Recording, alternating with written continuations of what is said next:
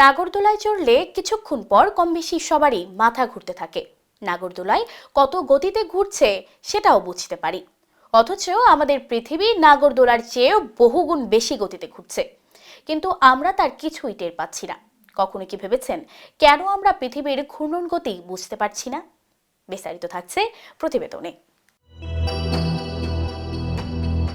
পৃথিবী যে ঘুরছে তা আমরা দুটি কারণে বুঝতে পারি না। একটি হলো পৃথিবী লাখ লাখ বছর ধরে মোটামুটি একই গতিতে ঘুরছে।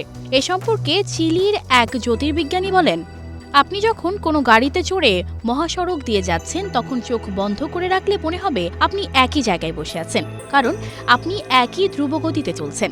যদি গাড়িটি হঠাৎ ব্রেক করে তাহলে সামনে পেছনে ঝুঁকে পড়ে, নিয়ন্ত্রণ রাখতে পারে না। যারা বিমানে চড়েছেন তারা হয়তো বিষয়টা আরও একটু ভালোভাবে বুঝবেন।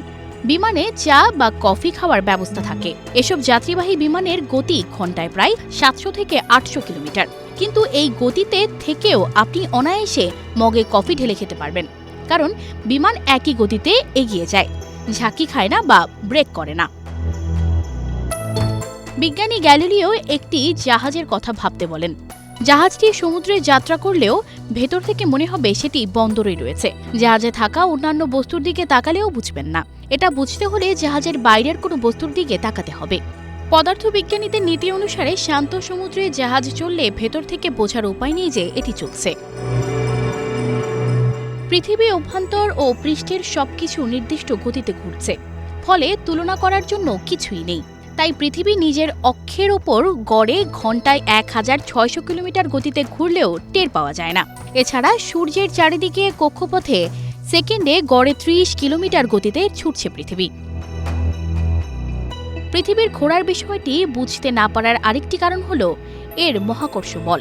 মহাকর্ষ এমন একটি বল যা বস্তুকে ভরের কেন্দ্রের দিকে টানে এবং এটি আমাদের পৃথিবীর পৃষ্ঠে দৃঢ়ভাবে ধরে রাখে। পৃথিবী যখন ঘোরে তখন মানুষসহ সবকিছুই একই মহাকর্ষীয় বলের অধীনে ঘুরতে থাকে, তাই পৃথিবী ঘুরলেও আমরা বুঝতে পারি না। সঞ্জিদা রহমান, প্রবাস খবর।